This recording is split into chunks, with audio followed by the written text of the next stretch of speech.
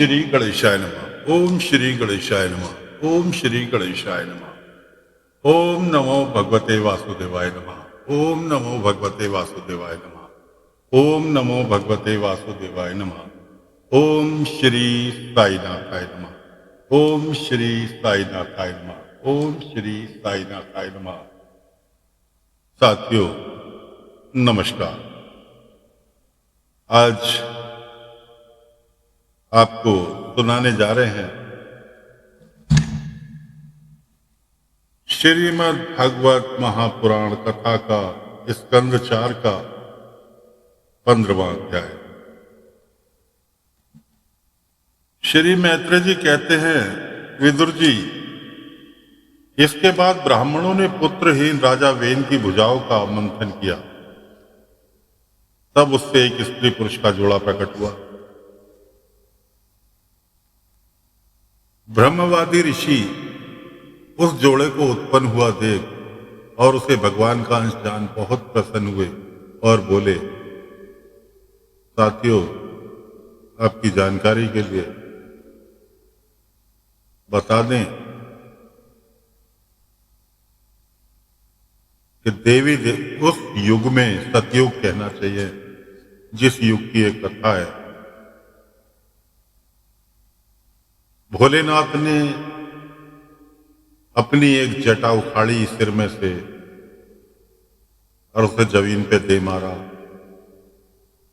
तो एक रुद्र अवतार हुआ, जिसने महाराजा दक्ष की पूरी लीला बिगाड़ दी। इसी तरह से राजा वेन की भुजा को मथने के बाद एक स्त्री पुरुष जोड़े का निर्माण हुआ।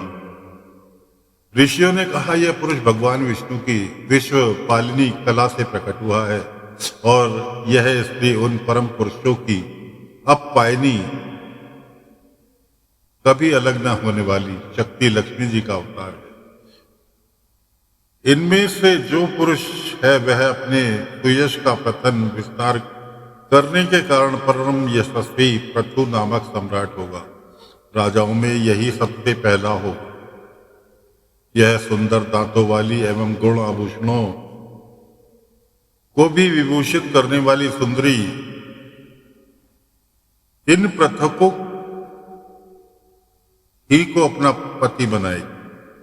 इसका नाम अर्ची होगा। पृथु के रूप में साक्षात श्री हरि के अंश ने ही संसार की रक्षा के लिए अवतार लिया है और अर्ची के रूप में निरंतर भगवान की सेवा में रहने वाली उनकी नित्य सहचरी श्री लक्ष्मी जी ही प्रकट हुई है। श्री मैत्रेय जी कहते हैं, विदुर जी, उस समय ब्रह्मलोक पृथु की स्तुति करने लगे। श्रेष्ठ गंधर्वों ने गुणगान किया, सिद्धों ने पुष्पों की वर्षा की, अप्सराएं नाचने लगी, आकाश में शंख, तुरही, मृदंग और दुदंबी आदि बजने लगी। समस्त देवता, ऋषि और पितर अपने अपने लोकों से वहां आए। जगत गुरु ब्रह्मा जी देवता और देवेश्वरों के साथ पधारे। उन्होंने वेन कुमार पृथु के दाहिने हाथ में भगवान विष्णु की हस्तरेखाएं और चरणों में कमल का चिन्ह देखकर उन्हें श्रीहरि का ही अंश समझा, क्योंकि जिसके हाथ में दूसरी रेखाओं से बिना कटा हुआ चक्र का चिन्ह होता है वह भगवान का ही अंश होता है। वेदवादी ब्राह्मणों ने महाराजा पृथु के अभिषेक का आयोजन किया। सब लोग उसकी सामग्री जुटाने में लग गए। उस समय नदी, समुद्र, पर्वत, सर्प, गौ, पक्षी, मृग, स्वर्ग, पृथ्वी, अन्य सभी प्राणियों ने भी उन्हें तरह तरह के उपहार दे। सुंदर वस्त्र आभूषणों से अलंकृत महाराज पृथु का विधिवत राज्याभिषेक हुआ। उस समय अनेकों अलंकारों से सजी हुई महारानी अर्ची के साथ वे दूसरे अग्निदेव के सदस्य जान पड़ते थे। वीर विदुर जी, उन्हें कुबेर ने बड़ा ही सुंदर सोने का सिंहासन दिया तथा वरुण ने चंद्रमा के समान श्वेत और प्रकाश में छत्र दिया, जिससे निरंतर जल की फुइयां झरती रहती थी। वायु ने 2 चंवर, धर्म ने कीर्तिमयी माला, इंद्र ने मनोहर मुकुट, यम ने दमन करने वाला दंड, ब्रह्मा ने वेदमय कवच, सरस्वती ने सुंदर हार, विष्णु भगवान ने सुदर्शन चक्र विष्णु प्रिया लक्ष्मी जी ने अविचल संपत्ति, रुद्र ने 10 चंद्रकार जिन्नों से युक्त कोश वाली तलवार, अंबिका जी ने श्री चंद्रकार चिन्हों वाली ढाल, चंद्रमा ने अमृत में अश्व त्वष्टा, विश्वकर्मा ने सुंदर रथ, अग्नि ने बकरे और गौ के सींगों का बना हुआ सुदृढ़ धनुष, सूर्य ने तेजोमय बाण, पृथ्वी ने चरण स्पर्श मात्र से अभिष्ट स्थान पहुंचा देने वाली योगमयी पादुकाएं, आकाश के अभिमानी ध्रुव देवताओं ने नित्य नूतन पुष्पों की माला, आकाश विहारी सिद्ध गंधर्वादि ने नाचने गाने बजाने और अंतर्ध्यान हो जाने की शक्तियां, ऋषियों ने अमोघ आशीर्वाद, समुद्र ने अपने से उत्पन्न हुआ एक शंख तथा सातों समुद्र पर्वत और नदियों ने उनके रथ के लिए बेरोक टोक मार्ग उपहार में दिए कि कहीं भी चले जाओ, कोई टेंशन नहीं, कोई टोल टैक्स नहीं लगेगा। इसके पश्चात सूत, मगध और वंदीजन उनकी स्तुति करने के लिए उपस्थित हुए। तब उन स्तुति करने वालों का अभिप्राय समझकर वेनपुत्र परम प्रतापी महाराज पृथु ने हंसते हुए मेघ के समान गंभीर वाणी में कहा। पृथु ने कहा, सौम्य सूत, मगध और वंदीजन, अभी तो लोक में मेरा कोई भी गुण प्रकट नहीं हुआ, फिर तुम किन गुणों को लेकर मेरी स्तुति करोगे? मेरे विषय में तुम्हारी वाणी व्यर्थ नहीं होनी चाहिए, इसलिए मुझसे भिन्न किसी और की स्तुति करो।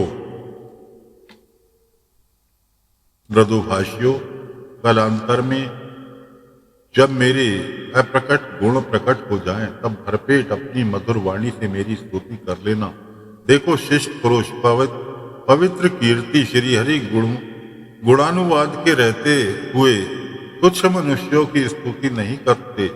महान गुणों का धारण करने में समर्थ होने पर भी ऐसा कौन बुद्धिमान पुरुष है जो उनके न रहने पर भी केवल संभावना मात्र से स्तुति करने वालों द्वारा अपनी स्तुति कराएगा?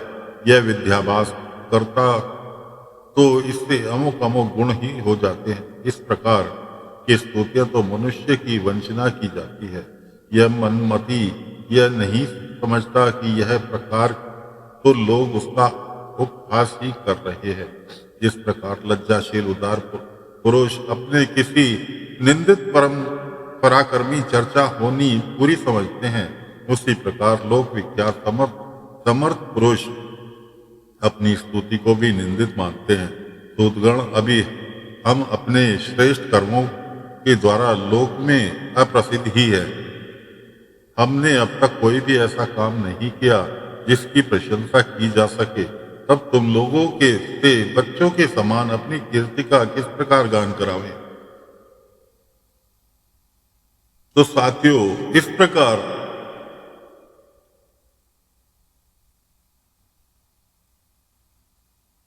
श्री हरि के अवतार पृथु ने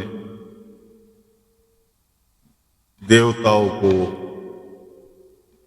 समझाया कि भाई कुछ अच्छे काम कर तो लेने दो, जब भी बढ़ाई कर लेना, झूठी बढ़ाई क्यों कर रहे हो? तो साथियों, श्री साईं ध्यान योग द्वारा ये 15वां अध्याय प्रस्तुत किया गया, जो यहाँ पर समाप्त होता है। कल फिर नए अध्याय के साथ हाजिर होंगे। आज्ञा चाहते हैं। ओम नमो भगवते वासुदेवाय नमः। ओम नमो भगवते वासुदेवाय नमः। ओम नमो भगवते वासुदेवाय नमः। ओम श्री साईनाथाय नमः। ओम श्री साईनाथाय नमः। ओम श्री साईनाथाय नमः।